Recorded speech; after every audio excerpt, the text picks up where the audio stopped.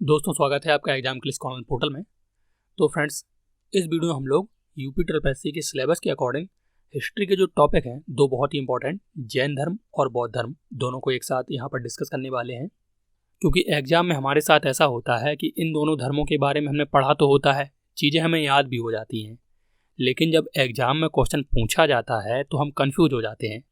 कभी कभी गौतम बुद्ध से रिलेटेड जो चीज़ें होती हैं, उनके माता पिता का नाम, उनका जन्म स्थान, ज्ञान प्राप्ति का स्थान, उनको हम जैन धर्म में मिक्स कर देते हैं और सेम यही करते हैं, जैन धर्म की बातों को उठा के गौतम बुद्ध से रिलेटेड कर देते हैं और इस तरीके से 1 या 2 नंबर एग्जाम में हमारे हाथ से निकल जाते हैं। तो ऐसी गलती दोबारा ना हो, इसके लिए मैंने जानबूझकर इन दोनों टॉपिक्स को एक ही साथ रखा है, जिससे कि आप कंपेरेटिव स्टडी करके चीज़ें हमेशा के लिए याद रख सकें और कभी भी आपको कन्फ्यूजन ना हो इससे रिलेटेड कोई भी। और ये वाला वीडियो देखने के बाद आपको जैन धर्म और बौद्ध धर्म कभी भी लाइफ में पढ़ने की दोबारा ज़रूरत नहीं होगी। और इससे पहले भी मैं UP triple S C PT के एग्जाम से रिलेटेड वीडियो बना चुका हूँ, जिसमें मैंने सिलेबस के बारे में डिस्कस किया है और हिस्ट्री के वैदिक काल, सिंधु सभ्यता का भी बहुत बेहतरीन तरीके से कवर किया है। आप इन वीडियोज़ को देखिए, वीडियो ख़त्म होने के बाद आपको ये वीडियो ज़रूर अच्छे लगेंगे और ये जो वीडियो हैं आपके UP triple S C PT के एग्जाम में बेहतर स्कोर करने में आपको बहुत मदद करने वाले हैं। अगर अभी तक आपने चैनल को सब्सक्राइब नहीं किया है तो चैनल को सब्सक्राइब कर लीजिए, बेल बटन प्रेस कर लीजिए। मेरे ख्याल से 1 सेकंड लगता है चैनल को सब्सक्राइब करने में। तो अब देख लेते हैं जल्दी से ये वाले जो टॉपिक हैं वो हमारे सिलेबस में कहाँ पर मेंशन है। ये देखिए, यहाँ पर हिस्ट्री का सिलेबस दिया हुआ है, बौद्ध धर्म और जैन धर्म यहाँ पर मेंशन है। बौद्ध धर्म में गौतम बुद्ध के बारे में पढ़ना है और जैन धर्म में केवल महावीर के बारे में, दोनों की जीवनी और शिक्षाओं के बारे में हम लोग देखेंगे। तो दोनों के बारे में देखते हैं कि किस धर्म में क्या चीज़ मानी गई है। जैसे कि ईश्वर, जिसको भगवान कहते हैं, हिंदू धर्म में जिसको माना गया है, जैन धर्म कहता है कि ईश्वर नहीं है, बौद्ध धर्म भी यही कहता है कि ईश्वर नहीं है। फिर बात आती है आत्मा की, तो जैन धर्म कहता है आत्मा होती है, बौद्ध धर्म कहता है आत्मा नहीं होती।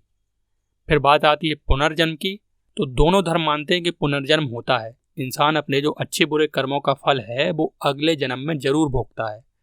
तो ये कुछ बेसिक डिफरेंस थे, या ये कह लीजिए क्वालिटीज़ थी, जो इन्हें बाकी धर्मों से अलग बनाती हैं। अब हम इनकी बहुत ज़्यादा फिलॉसफी में नहीं जाएंगे कि कौन क्या कहता है। अब हम केवल उसी चीज़ पे फोकस करेंगे जो एग्जाम में पूछा जाना है, जैसे कि इनकी जीवनी और शिक्षाएं। तो सबसे पहले शुरू करते हैं। वैसे ये जो क्वेश्चन मैंने आपको बताया है, ईश्वर, आत्मा और पुनर्जन्म, ये भी बहुत बड़े लेवल का एग्जाम होता है, यूपीएससी या बीपीएससी, तो उसमें पूछे जाते हैं, इसलिए मैंने आपको बता दिया। अब हम फोकस करते हैं मेनली क्वेश्चंस पे। तो सबसे पहले देखते हैं जैन धर्म के बारे में। जैन जो शब्द है वो जिन शब्द से बना है, जिन का मतलब होता है विजेता।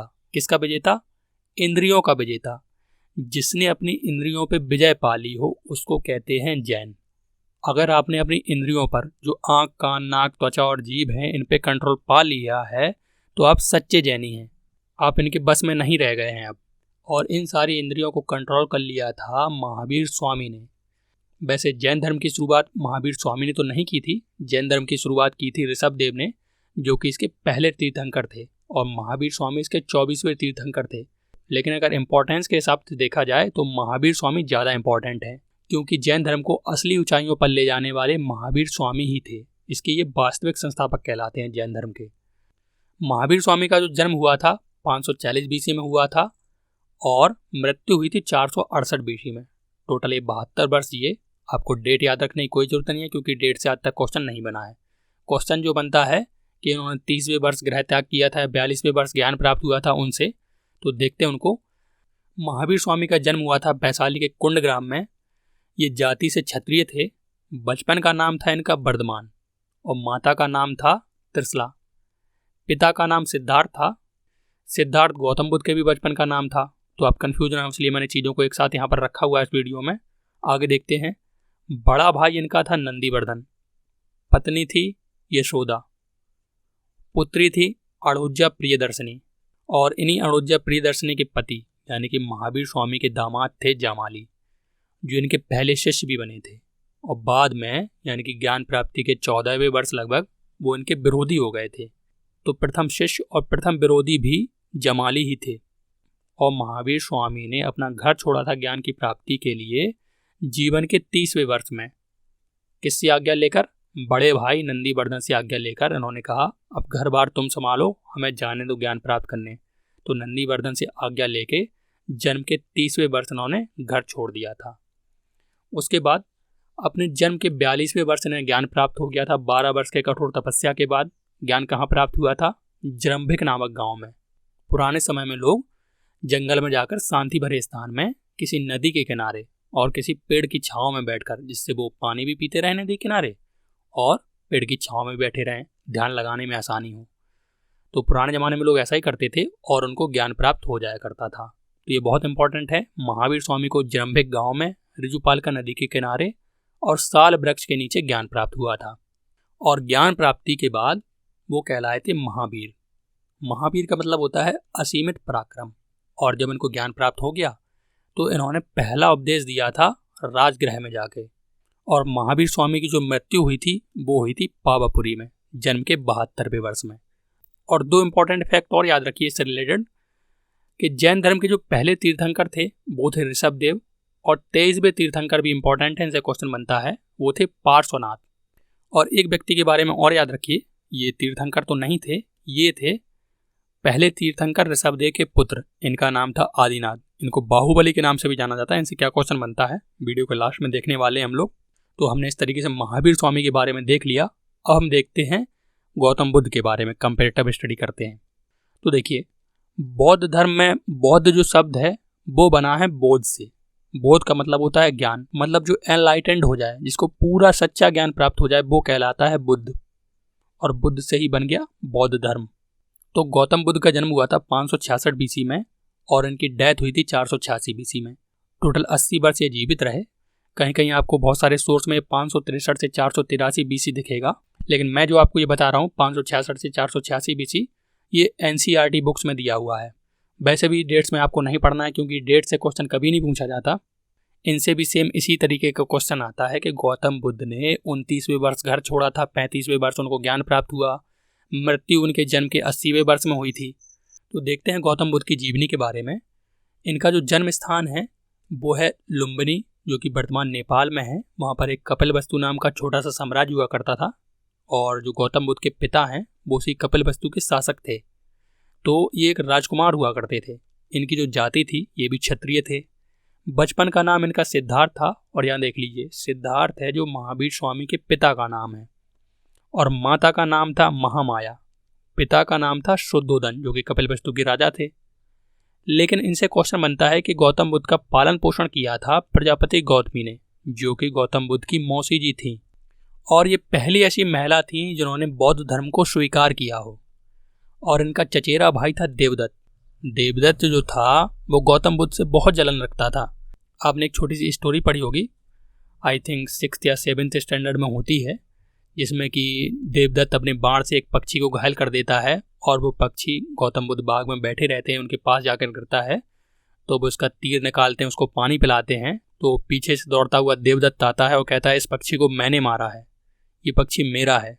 और गौतम बुद्ध उस पक्षी को देने से मना कर देते हैं। तो दोनों में पहले से ही बैर था, और ज्ञान प्राप्ति के बाद भी बना रहता है बैर। हालांकि गौतम बुद्ध तो बैर करना छोड़ देते हैं, लेकिन देवदत्त इनकी प्रसिद्धि से बहुत जलता था। इतना जलता था कि उस समय के राजा, जो कि मगध के राजा थे अजातशत्रु, उनसे इनकी शिकायत कर देता है गौतम बुद्ध की।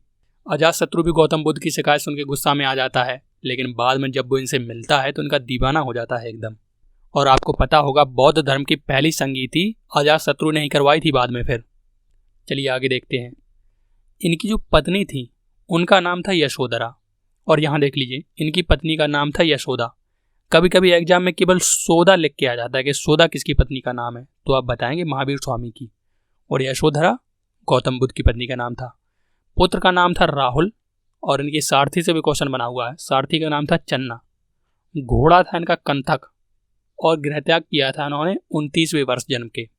और इनसे एक क्वेश्चन और बनता है कि गौतम बुद्ध के पहले गुरु कौन थे, तो इनके पहले गुरु थे अलार कलाम। ये जैसे ही घर से निकले तो इन्होंने गुरु की तलाश की, इनको अलार कलाम मिल गए, जो कि सांख्य दर्शन के बहुत ही प्रकांड विद्वान थे। और महावीर स्वामी को भी शुरुआत में गुरु मिले थे जब वो राजगृह में गए थे। उनको मिले थे मक्खली पुत्र गोसाल, जो कि आजीविक संप्रदाय के बहुत ही प्रकांड विद्वान थे। लेकिन दोनों की बात नहीं बनी, ये भी आगे निकल गए, और गौतम बुद्ध भी अलार कलाम से विदा लेकर आगे ज्ञान की प्राप्ति में स्वयं निकल पड़ते हैं। फिर जन्म के 35वें वर्ष उन्हें ज्ञान प्राप्त हो जाता है। ज्ञान कहाँ प्राप्त होता है? बिहार के गया में। और जब उन्हें ज्ञान प्राप्त हो जाता है तो ये वाला स्थान कहलाता है बोध गया। नदी कौन सी थी? निरंजना। कभी के ऑप्शन में पुनपुन दिया रहता है, ये दोनों एक ही नदी के नाम हैं। और वृक्ष कौन सा था? तो वृक्ष था पीपल। और ज्ञान प्राप्ति के बाद वो वाला वृक्ष क्या कहलाया? बोधि वृक्ष। और ज्ञान प्राप्ति के बाद गौतम बुद्ध का जो नाम है, पहले इनका नाम सिद्धार्थ था और बाद में इनका नाम हो गया था गौतम बुद्ध। एक और इनका नाम है ज्ञान प्राप्ति के बाद बोधिसत्व। बोधिसत्व का मतलब होता है शिक्षा देने वाला। और जब इनको शिक्षा मिल गई तो उन्होंने पहला उपदेश दिया था सारनाथ में। किसको दिया था? अपने 5 दोस्तों को दिया था, जो कि बाद में इनके शिष्य बन गए थे। वो 5 दोस्त कौन थे? जब गौतम बुद्ध घर से निकले ज्ञान की प्राप्ति में तो पहले अलार कलाम के पास रहे, वहाँ बात नहीं बनी तो उससे आगे बने। तो आगे चलते चलते गौतम बुद्ध उरुबेला नामक स्थान पर पहुंचे। वहाँ इन्हें 5 दोस्त और मिले, वो सब भी ज्ञान की प्राप्ति में लगे हुए थे। तो ये सब मिलकर कठोर तप किया करते थे, इतना कठोर तप के पानी तक नहीं पीते थे, लेकिन इनको ज्ञान प्राप्त नहीं हो रहा था किसी को भी। तो गौतम बुद्ध ने सोचा ऐसे बात बनेगी नहीं, हम ये हठ योग करके कहीं नहीं पहुंचने वाले। तो गौतम बुद्ध ने मध्यम मार्ग अपनाया और अपने व्रत को तोड़ते हुए, एक निम्न जाति की कन्या थी क्योंकि उस समय समाज में ऊंच नीच का भाव आ चुका था, तो निम्न जाति की कन्या के हाथों से खीर खा ली थी और अपना व्रत तोड़ दिया था। तो बाकी जो इनके दोस्त थे 5, वो सब नाराज हो जाते हैं, ऐसा क्यों किया तुमने, और भी इनका साथ छोड़ के भाग जाते हैं। तो गौतम बुद्ध अपने अलग स्थान पर जाते हैं गया में, और जब इनको ज्ञान प्राप्त हो जाता है तो लौट के फिर से सारनाथ आते हैं उन्हीं 5 दोस्तों के पास और उनको अपना पहला उपदेश देते हैं। ऐसी ज्ञान भरी बातें करते हैं कि 5 की बोलती बंद हो जाती है एकदम। कोई भी प्रश्न कर लो उसका इतना संतुष्टि पूर्वक जवाब देते थे ये कि कोई भी सुन के हैरान रह जाए, क्योंकि अंदर से एनलाइटेंड हो गए थे बिल्कुल। और दूसरा क्वेश्चन इनसे ये बनता है कि सबसे ज़्यादा इन्होंने उपदेश कहाँ दिए? तो सबसे ज़्यादा उपदेश दिए थे श्रावस्ती में। लगभग अपने जीवन के बहुत सारे 26 वर्ष उन्होंने यहाँ पर बताए थे, तो सबसे ज़्यादा उपदेश दिए थे श्रावस्ती में। उसके बाद महावीर स्वामी की मृत्यु कुशीनगर में हुई थी 80वें वर्ष। अब इसमें हमें 4 चीज़ें बहुत ही इंपॉर्टेंट हैं जो हमें याद रखना है। कौन कौन सी? कि महात्मा बुद्ध के जीवन की कुछ घटनाएं हैं जिनका विशेष नाम है। जैसे कि जब इन्होंने गृह त्याग किया था तो इस घटना का नाम पड़ा था महाभिनिष्क्रमण, और जब इन्हें ज्ञान प्राप्त हुआ था तो इस घटना को कहते हैं संबोधि, और प्रथम उपदेश दिया था तो इसको कहते हैं धर्म चक्र प्रवर्तन, और मृत्यु को कहते हैं महापरिनिर्वाण। इन 4 घटनाओं का बौद्ध धर्म में बड़ा ही महत्व है, तो इनसे क्वेश्चन बार बार बनता है। तो ये महावीर स्वामी और बौद्ध धर्म की शॉर्ट जीवनी थी। अब देखते हैं आगे की कहानी। वीडियो पसंद आ रहा हो तो इसको लाइक करके कंटिन्यू करिएगा। इसके बाद महावीर स्वामी के जो शिष्य हुए, 11 शिष्य हुए इनके, उनको कहा जाता था गंधर्व, और इन 11 शिष्यों का अध्यक्ष पहला बना गणधर, और अगला अध्यक्ष बना सुधर्मन, फिर उसके बाद जम्बू स्वामी। ऐसे ही समय बीतता गया। चंद्रगुप्त मौर्य के समय में एक अध्यक्ष बना भद्रबाहु, जो कि चंद्रगुप्त मौर्य का गुरु हुआ करता था, क्योंकि आपको पता होगा चंद्रगुप्त मौर्य जैन धर्म को मानता था। बाद के समय में इसका जो पौत्र होता है अशोक, वो अपनाता है बौद्ध धर्म को, जबकि चंद्रगुप्त मौर्य तो जैन धर्म मानते थे, और इनके गुरु थे भद्रबाहु। भद्रबाहु काफ़ी इंपॉर्टेंट व्यक्ति हैं, आगे वीडियो में एक जगह और इनका जिक्र आएगा। तो चंद्रगुप्त मौर्य के समय में 12 वर्ष का अकाल पड़ा था, तो अपने ये भद्रबाहु के साथ और मेन लोगों के साथ कहाँ चले गए थे? कर्नाटक। कर्नाटक के श्रवणबेलगोला नामक स्थान पर गए, चंद्रगिरी पहाड़ी पर, और यहीं पर चंद्रगुप्त मौर्य ने बिना कुछ खाए पिए अपने प्राण त्याग दिए थे व्रत रख के। और जैन धर्म में इस प्रथा को कहा जाता है, व्रत रख के प्राणों को त्यागना, संलेखना या संथारा प्रथा। और अब तो राजस्थान हाईकोर्ट ने इस पर रोक लगा रखी है, क्योंकि एक तरीके से बिना कुछ खाए पिए अपने प्राण त्यागना आत्महत्या होती है। लेकिन एक बार क्वेश्चन पूछा गया था कि आधुनिक काल के उस नेता का नाम बताइए जो इस प्रथा को बढ़ावा देते थे, तो आपको बताना है गांधी जी, क्योंकि आपको पता होगा जैसे ही अन्य नेता गांधी जी की बात नहीं मानते थे, उनसे सहमत नहीं होते थे, वो तुरंत व्रत रख के बैठ जाते थे कि मैं भूख हड़ताल पर बैठ गया हूँ, तो बाकी सबको मानना पड़ता था। तो गांधी जी बढ़ावा देते थे संलेखना या संथारा प्रथा को, इसका आंसर ये होगा। अब देखते हैं जैन संगीतियों के बारे में। तो महावीर स्वामी की मृत्यु के बाद जैन धर्म के बारे में डिस्कस करने के लिए और जैन धर्म की आगे की दिशा क्या हो, बहुत सारे जैनी लोग मिलकर आपस में सभा करते थे और उसमें विचार विमर्श करते थे, तो इसको कहा जाता था संगीति। 2 जैन संगीतियाँ बहुत इंपॉर्टेंट हैं जो कि बहुत बड़े लेवल पर हुई। इनमें से पहली हुई थी पाटलिपुत्र बिहार में ईसा के 300 वर्ष पहले, और इसकी अध्यक्षता की थी स्थूलभद्र ने। और दूसरी हुई थी बल्लभी गुजरात में 512 ईस्वी में। क्षमा श्रवण ने इसकी अध्यक्षता की थी। दोनों की डेट इंपॉर्टेंट नहीं है, बस स्थान और अध्यक्ष को आप याद कर लीजिए। और इसमें एक चीज़ और याद रखना है आपको कि पहली संगीति में जैन धर्म 2 पार्ट्स में बढ़ गया था, दिगंबर में और श्वेतांबर में। देखते हैं इनको। तो जैन धर्म के 2 पार्ट्स थे। इनमें से पहला पार्ट था श्वेतांबर, जो श्वेत वस्त्र धारण करते थे, और दूसरा पार्ट था दिगंबर, जो वस्त्र ही नहीं पहनते थे। जब इनसे पूछा गया आप वस्त्र क्यों नहीं पहनते हो, तो इन्होंने कहा ये 10 दिशाएं, पूरा वायुमंडल हमारा वस्त्र है, क्या करेंगे हम वस्त्र पहनकर। और श्वेतांबर ब्रांच के जो गुरु थे वो थे स्थूलभद्र, और दिगंबर ब्रांच के जो गुरु थे वो थे भद्रबाहु। और इनकी मान्यता के अकॉर्डिंग जो महावीर स्वामी थे उन्होंने शादी की थी, वो विवाहित थे। ये लोग कहते थे नहीं नहीं, महावीर स्वामी ने शादी नहीं की थी, वो अविवाहित थे। और श्वेतांबर वाले कहते हैं कि जो 19वें तीर्थंकर थे मल्लीनाथ, वो एक महिला थे। ये कहते नहीं नहीं, वो महिला नहीं थे, पुरुष थे। आप एक चीज़ नोट करते हुए चल रहे हैं, ये लोग सब लोग महिलाओं की सपोर्ट में चल रहे हैं श्वेतांबर वाले। जैसे कि महिलाओं को रहना है समाज में तो वस्त्र तो पहनना ही पड़ेगा, ठीक है, श्वेत वस्त्र पहन लिए। और इसमें विवाहित कंडीशन चल रही है। और साथ साथ इसमें जो 19वें तीर्थंकर हैं, अगर उनको हम महिला बताते हैं तो उससे महिलाओं की पकड़ मजबूत हो रही है धर्म में, कि देखिए एक महिला ने भी तीर्थंकर बन के दिखा दिया। और इसी तरीके से जो इसमें लास्ट ऑप्शन है, श्वेतांबर वाले मानते हैं कि महिलाओं को भी मोक्ष की आवश्यकता है। ये लोग कहते हैं नहीं नहीं, महिलाओं को मोक्ष की आवश्यकता बिल्कुल नहीं है, महिला तो पाप का कारण है। महिला को देख के तो अच्छे अच्छे साधु अपनी साधना को भूल जाते हैं, पाप का कारण है महिला, और तमाम बातें। और भी तमाम अंतर हैं इसमें, लेकिन ये जो सारे इंपॉर्टेंट है मैंने आपको बता दिए। क्वेश्चन इनसे आपका आउट नहीं होने वाला है। तो जैन धर्म के बारे में हमने देख लिया। अब देखते हैं बौद्ध धर्म की संगीतियों के बारे में। तो बौद्ध धर्म में टोटल 5 संगीतियाँ हुई, जिनमें 4 आपकी बहुत इंपॉर्टेंट हैं। 5वीं जो संगीति है वो कन्नौज में हुई थी राजा हर्षवर्धन के समय। सबको देखते हैं एक एक करके। इसमें जो पहली संगीति हुई थी वो राजगृह में हुई थी, जो कि मगध की पहली राजधानी थी। बाद में राजधानी पाटलिपुत्र हो गई थी, जो कि आज का पटना है। तो पहली संगीति हुई थी राजगृह में। डेट आपको याद नहीं करना है, बिल्कुल भी कोई ज़रूरत नहीं याद करने की।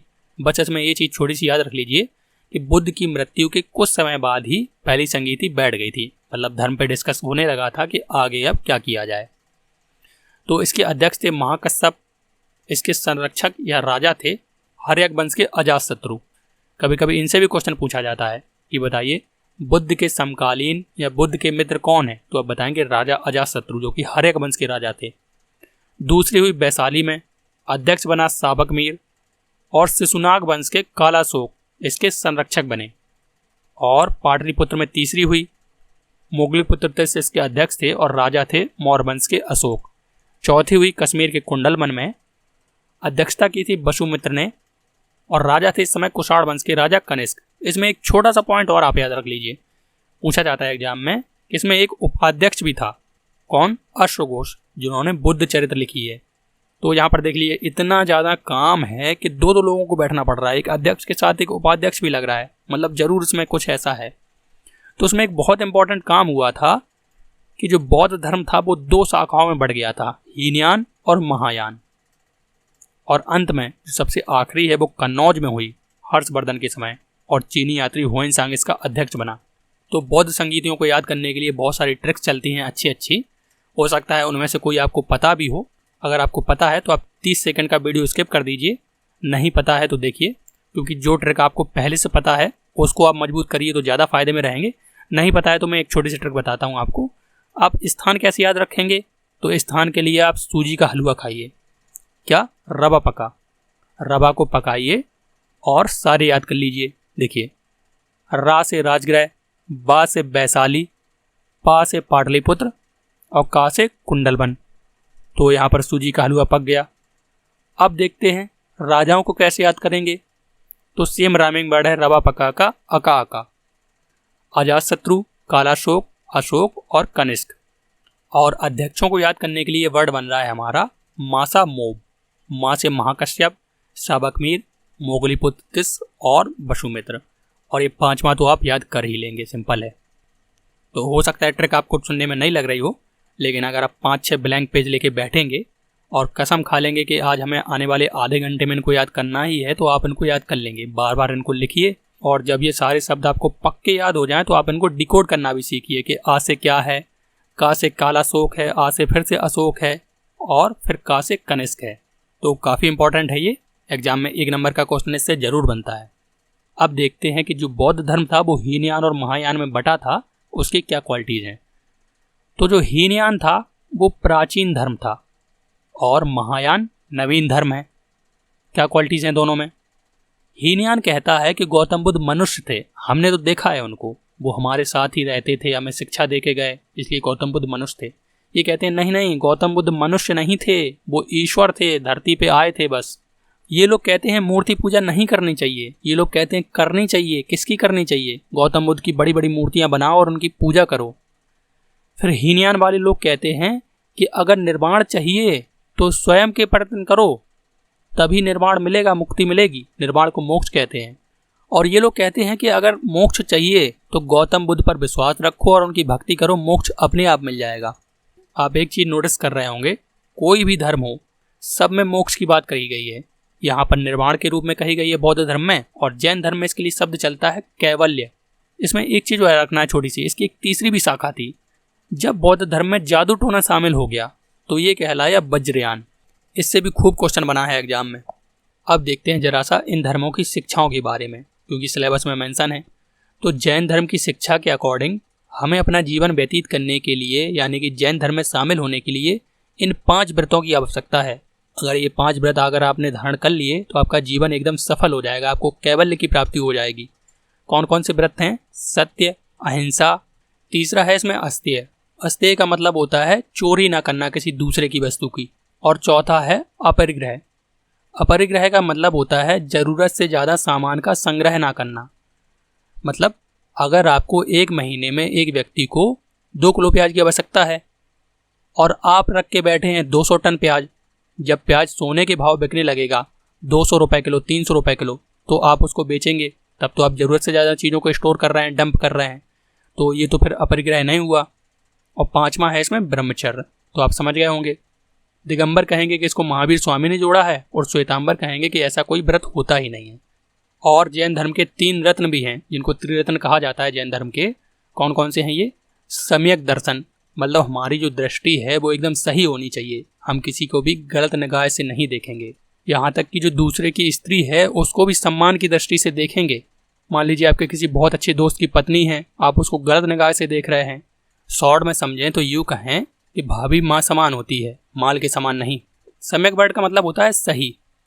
दूसरा है सम्यक ज्ञान, यानी कि हमें सही ज्ञान लेना है, ऐसा नहीं कि शैतानी ज्ञान लेके पहुंच गए।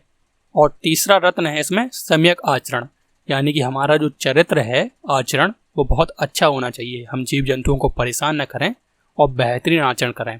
हम बाकी अन्य जो कमज़ोर हैं, जीव जंतु हो या कोई मनुष्य हो, उसको हमें परेशान नहीं करना है। हमारा आचरण अच्छा होना चाहिए, चरित्र भी अच्छा होना चाहिए। सेम बौद्ध धर्म में भी बात की गई है। बौद्ध धर्म के त्रिरत्न थोड़े से अलग हैं, एग्जाम में खूब पूछे जाते हैं कि बताइए इनमें से कौन सा बौद्ध धर्म का त्रिरत्न नहीं है। तो बौद्ध धर्म के त्रिरत्न हैं बुद्ध, धम्म और संघ। बुद्ध का मतलब होता है ज्ञान, धम्म का मतलब होता है धर्म, और संघ का मतलब होता है समूह बनाकर रहना। जो भी भिक्षु भिक्षुणी होते हैं वो समूह बनाकर रहें बौद्ध धर्म की दीक्षा लेने के बाद, यानी कि संघ में शामिल हो जाएं। और बौद्ध धर्म में 4 आर्य सत्यों की भी कल्पना की गई है कि दुनिया के जो कष्ट हैं वो किस प्रकार से हैं। पहला तो है दुख, दूसरा है दुख समुदाय, तीसरा है दुख निरोध, और चौथा है दुख निरोध गामिनी प्रतिपदा। एग्जाम में क्वेश्चन कैसे बनेगा? इनमें से कोई एक गायब कर देगा, बताइए इनमें से कौन सा नहीं है, तो आप बता देंगे। ये चारों दुनिया के सत्य हैं। गौतम बुद्ध ने खुद इनको फील किया था कि दुनिया कष्टों से भरी पड़ी है, इसलिए आप जल्दी से मोक्ष प्राप्त करिए और यहाँ से निकल लीजिए। फिर ये तो 4 सत्य हो गए, निकलने का मार्ग क्या होना चाहिए? तो बौद्ध धर्म में इस दुनिया से जो निकलने का रास्ता बताया गया है उसको कहते हैं अष्टांगिक मार्ग। बस क्वेश्चन आपका यहीं से बनेगा कि अष्टांगिक मार्ग की कल्पना किस में है, तो आप बताएंगे बौद्ध धर्म में है। इनको आपको याद करने की बिल्कुल भी जरूरत नहीं है, एक बार बस पढ़ लीजिए कि हमारी सम्यक दृष्टि होनी चाहिए, सम्यक संकल्प होना चाहिए, सम्यक वाणी होनी चाहिए, और हम जो भी काम करें वो सम्यक कर्मांत होना चाहिए, सम्यक आजीव, सम्यक व्यायाम, सम्यक स्मृति और सम्यक समाधि। अब बात करें अगर दोनों धर्मों के साहित्य की, तो जैन धर्म के साहित्य में बस हमें एक क्वेश्चन गांठ बांध लेना है, ब्रह्मास्त्र है, रामबाण है, एकदम यही क्वेश्चन आता है कि जैन साहित्य को क्या कहा जाता है। तो आप बताएंगे जैन साहित्य को कहा जाता है आगम। और 2 अन्य किताबें भी हैं जिनसे जैन धर्म के बारे में हमें काफ़ी जानकारी मिलती है। पहली है परिशिष्ट पर्वन और दूसरी है भगवती सूत्र। और बौद्ध धर्म से संबंधित कुछ बुक्स हैं, ये उनका साहित्य नहीं है। इन बुक्स से हमें बौद्ध धर्म के बारे में जानकारी मिलती है। अभी उनका साहित्य हम आगे देखते हैं बौद्ध धर्म का, पहले बुक्स देख लेते हैं। पहली बुक है दीपवंश, दूसरी महावंश, तीसरी दिव्य बदान और चौथी मिलिंदपन्हो। दीपवंश और महावंश जो हैं वो श्रीलंका के ग्रंथ हैं, क्योंकि आपको पता होगा बौद्ध धर्म श्रीलंका में भी पहुंचा था। अशोक ने भेजा था महेंद्र को और संघमित्रा को। महेंद्र को भेजा था श्रीलंका में और संघमित्रा को भेजा था नेपाल में। अब देखते हैं बौद्ध धर्म के साहित्य को। तो बौद्ध धर्म का जो साहित्य है वो कहलाता है त्रिपिटक, यानी कि जो सबसे इंपॉर्टेंट 3 बुक्स हैं वो कहलाती हैं त्रिपिटक। पिटक का मतलब होता है टोकरी। कौन कौन से पिटक हैं, तीनों देख लीजिए। पहला है सुत्त पिटक, दूसरा विनय पिटक और तीसरा है अभिधम्म पिटक। सुत्त पिटक के जो लेखक हैं वो हैं आनंद। आनंद बुद्ध के प्रिय शिष्य थे। इनसे एक और क्वेश्चन बनता है, उसको आगे देखेंगे। विनय पिटक के लेखक उपाली हैं और अभिधम्म पिटक के लेखक हैं मोगलीपुत्र तिस्स। और देखिए सुत्त पिटक जो है वो बुद्ध के उपदेशों का संग्रह है और विनय पिटक बुद्ध धर्म के नियमों का संग्रह है और अभिधम्म पिटक में बुद्ध धर्म का जो फिलॉसफी है, दर्शन, उसको बताया गया है। अब एक लेवल और आगे चलते हैं क्योंकि इससे क्वेश्चन आया है। सुत्त पिटक को आगे 5 भागों में बांटा गया है। प्रत्येक भाग को निकाय कहते हैं। देखते हैं कौन कौन से निकाय हैं। पहला है इसमें दीघ निकाय। दीघ का मतलब होता है दीर्घ निकाय। और मध्यम निकाय, संयुक्त निकाय, अंगुत्तर निकाय और खुद्दक निकाय। इनसे क्वेश्चन खूब बनते हैं, देख लेते हैं सबको एक एक करके। दीघ निकाय जो है उसमें बुद्ध के लंबे लंबे उपदेशों का वर्णन है। मतलब बुद्ध कहीं भी उपदेश देने जाते थे तो A to Z उन्होंने अपने मुंह से जो जो बोला वो सब इसमें लिखा हुआ है। मध्यम निकाय में उनके जो छोटे उपदेश हैं वो लिखे हुए हैं। कभी किसी ने कोई प्रश्न पूछा तो उसका जवाब दे दिया, एक छोटा उपदेश हो गया। संयुक्त निकाय में बुद्ध के सारे उपदेशों का समरी दी हुई है, संक्षिप्त रूप दिया हुआ है। और अंगुत्तर निकाय में बुद्ध के कोट्स दिए हुए हैं, 2000 प्लस कथन आपने सुने होंगे। स्वामी विवेकानंद के कथन, अब्राहम लिंकन के कोट्स, महात्मा गांधी के कोट्स और संदीप माहेश्वरी के कोट्स के बारे में तो आपने सुना ही होगा। तो सेम उसी तरीके से बुद्ध ने भी 2000 प्लस कोट्स दिए थे। तो उन सब का वर्णन मिलेगा आपको अंगुत्तर निकाय में। एक तरीके से ये मोटिवेशनल बुक टाइप है। और खुद्दक निकाय जो है उसमें अन्य ग्रंथों का समूह है। उन्हीं एक अन्य ग्रंथ में जातक कथा भी है। जातक एक ऐसा ग्रंथ है जिसमें 549 कहानियाँ दी गई हैं और ये सारी कहानियाँ बुद्ध के पूर्व जन्मों की कहानियाँ हैं, क्योंकि बुद्ध धर्म आत्मा और ईश्वर को तो मानता नहीं है, केवल पूर्व जन्म को मानता है। तो ऐसा माना गया है कि बुद्ध के आदमी के रूप में जन्म से पहले भी कई जन्म हुए थे, कभी जानवर के रूप में, कभी किसी अन्य हिरण के रूप में। तो उन सारे जन्मों की कहानियाँ आपको किस में मिलेंगी? जातक कथाओं में। और जातक कथाओं का चित्रण किया गया है अजंता की गुफा में, जो कि आपके महाराष्ट्र के औरंगाबाद में है। और इन गुफाओं पर चित्रकारी करवाई किसके समय में गई? तो गुप्त काल में करवाई गई थी चित्रकारी इन गुफाओं में। चलिए, हमने काफ़ी डिटेल में इसको देख लिया है। अब इनसे बहुत छोटे छोटे 2 क्वेश्चन और याद कर लीजिए, बहुत इंपॉर्टेंट है। ये जो दीघ निकाय है इसको बौद्ध धर्म का एनसाइक्लोपीडिया कहा जाता है। इससे क्वेश्चन आया है। एनसाइक्लोपीडिया होता है जिसमें हमें सब कुछ मिल जाए। तो देखिए, लंबे लंबे उपदेश है ना, सब कुछ मिल जाएगा A to Z। और एक चीज़ और होती है, विकिपीडिया आपने सुना होगा। ये एनसाइक्लोपीडिया का छोटा रूप होता है जिसमें समरी दी होती है। तो बौद्ध धर्म की अगर समरी जाननी हो या बौद्ध धर्म का विकिपीडिया किसे कहा जाता है? बुद्ध चरितम एक किताब है जो कि अश्वघोष ने लिखी थी। तो याद रखिए, बौद्ध धर्म का विकिपीडिया क्या है? बुद्ध चरितम। और एनसाइक्लोपीडिया क्या है? दीघ निकाय। और ये सारा का सारा किसने लिखा है? ये लिखा है आनंद ने, जो कि बुद्ध के स्वयं बहुत प्रिय शिष्य थे। मतलब ये बुद्ध के समय में जीवित थे और ये सारे ग्रंथ बुद्ध की मृत्यु के बाद लिखे गए। अब एक और इम्पॉर्टेंट चीज़ है जो एग्जाम में कभी कभी पूछी जाती है कि बताइए, बौद्ध धर्म में अगर कोई लड़की है, उसने शादी कर रखी है, तो उसको क्या बुलाया जाएगा? लड़का है, वो अविवाहित है, तो उसको क्या बुलाया जाएगा? तो सबको देखते हैं हम लोग। अगर कोई महिला या पुरुष अविवाहित है, और बौद्ध या जैन धर्म दोनों के लिए है, कोई लड़का है तो उसको कहा जाएगा भिक्षु, और लड़की है तो उसको कहा जाएगा भिक्षुणी। लेकिन तब क्या, जब आपने शादी कर रखी है और आप बौद्ध धर्म ग्रहण करना चाहते हैं, तो शादी कर रखी है जिन लोगों ने, अगर वो लड़का है तो उसको कहा जाएगा उपासक, लड़की है तो उपासिका। और जैन धर्म में इसका अलग नाम है। जिन लोगों ने शादी कर रखी है वो लड़के कहलाएंगे श्रावक और लड़कियां कहलाएंगी श्राविका। कई बार इनसे क्वेश्चन आया है, तो इसको आप मोस्ट इंपॉर्टेंट याद रखिए। और मैंने आपको बताया था ना, भगवान बुद्ध के प्रिय शिष्य थे आनंद। आनंद से क्वेश्चन ये बना हुआ है कि बौद्ध संघ में स्त्रियों को सदस्यता दिलवाई थी आनंद ने। इससे पहले जो स्त्रियां थीं वो संघ में सम्मिलित नहीं हो सकती थी। चलिए, काफ़ी बातें हमने सीख ली। अब एक और चीज़ इसमें देखते हैं। आप कभी कभी कंफ्यूज हो जाते हैं, चैत्य, बिहार, मठ और स्तूप में क्या अंतर है। तो बहुत सिंपल होता है, आज सीख लेते हैं, कभी नहीं भूलेंगे आप। चैत्य का मतलब होता है बौद्ध धर्म के पूजा स्थल जो होते हैं, यहाँ पर उनकी पूजा की जाती है मूर्ति की। बिहार का मतलब होता है ऐसे स्थान जहाँ पर जो साधु लोग होते हैं बौद्ध धर्म में, भिक्षु वगैरह, वो वर्षा ऋतु के दौरान रुकते हैं, क्योंकि वर्षा ऋतु में बरसात होती है। आपने देखा होगा सड़क वगैरह पे छोटे छोटे कीड़े टहलने लगते हैं, केंचुए वगैरह। तो जितना तो आप घूम घूम के शिक्षा दे के पुण्य नहीं कमाएंगे, उतना तो आप इनको कुचल कुचल के पाप कमाएंगे। तो इससे बचने के लिए स्वयं गौतम बुद्ध भी जब वो शिक्षा देने के लिए, उपदेश देने के लिए अलग अलग शहरों में जाया करते थे, तो वो वर्षा ऋतु में 4 महीने आराम किया करते थे। और उस आराम के दौरान जिस स्थान पर वो रुकते थे उनको कहा जाता है बिहार। और फिर बाद में जैसे ही बरसात खत्म हुई तो वो फिर से आगे उपदेश देने के लिए निकल गए। और फिर मठ क्या है? ये मठ बौद्ध शिक्षा के केंद्र होते हैं। यहाँ पर बौद्ध धर्म के बारे में चीज़ें बताई जाती हैं। और ये जो स्तूप है, एक ऐसी संरचना होती है जहाँ बुद्ध के अवशेष दबे हुए हैं। आपने सुना होगा कि सांची का स्तूप, धामेक का स्तूप, चौखंडी का स्तूप, तो टोटल 8 स्तूप हैं जो बुद्ध की अस्थियों के हैं। और 84,000 से ज़्यादा ऐसे स्तूप हैं जो बुद्ध धर्म के अन्य साधुओं के स्तूपों के ऊपर बने हुए हैं। और इनमें से सबसे जो फेमस, सबसे इम्पोर्टेंट है वो है सांची का स्तूप, मध्य प्रदेश के रायसेन जिले में है, जिसका अशोक ने पुनर्निर्माण करवाया था। तो हमारे सिलेबस में जो कुछ भी मेंशन था हमने उसको पूरा कवर कर लिया है। अब चलते चलते कुछ इंपॉर्टेंट फैक्ट भी देख लेते हैं जो एग्जाम में बन सकते हैं। कि आपका पालिताना मंदिर जो कि जैन धर्म से संबंधित है वो कहाँ पर है? तो आप बताएंगे गुजरात में है।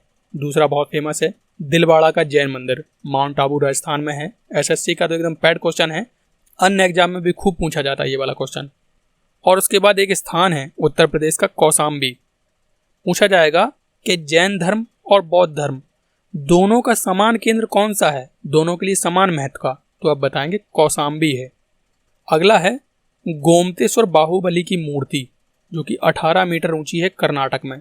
ये महिष्मति वाले बाहुबली नहीं है। ये मैंने जो आपको बताया था, जैन धर्म के पहले तीर्थंकर थे ऋषभदेव, उनके पुत्र का नाम था आदिनाथ। तो ये आदिनाथ का ही दूसरा नाम है बाहुबली। तो उन्हीं की मूर्ति बनी हुई है कर्नाटक में, केवल एक पत्थर से काट के, जो कि सीधी खड़ी हुई है। और इस तरीके की दुनिया में एकमात्र मूर्ति है जो एक पत्थर से बनी हो और सीधी खड़ी हुई है बिना किसी सहारे के। और उनकी इस मूर्ति का प्रत्येक 12 साल के अंतराल पर दूध, दही, घी, केसर, चंदन से महामस्तकाभिषेक होता है। मतलब दूध दही से इस मूर्ति को नहलाया जाता है पूरा। पिछली बार ये हुआ था जनवरी 2018 में, और अगला महामस्तकाभिषेक होगा जनवरी 2030 में। तो फ्रेंड्स, वीडियो अगर आपको अच्छा लगा हो तो उसको लाइक करिए। तो मिलते हैं नेक्स्ट वीडियो में। पढ़ते रहिए, अपनी स्टडी को बेहतर करते रहिए। आपका दिन शुभ हो। जय हिंद, जय भारत।